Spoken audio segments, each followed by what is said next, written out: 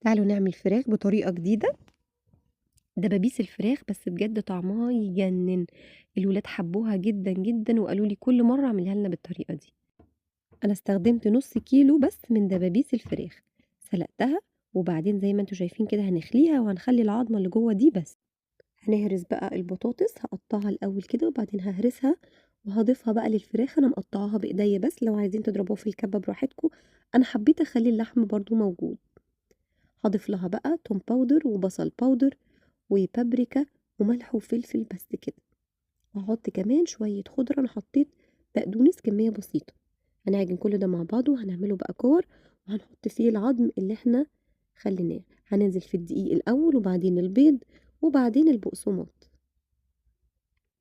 هنسويها بقى في الاير فراير أو نقليها، لو هتقلوها ما تستنوش عليها كتير، أول ما تاخد لون نطلعها على طول. وبألف هنا.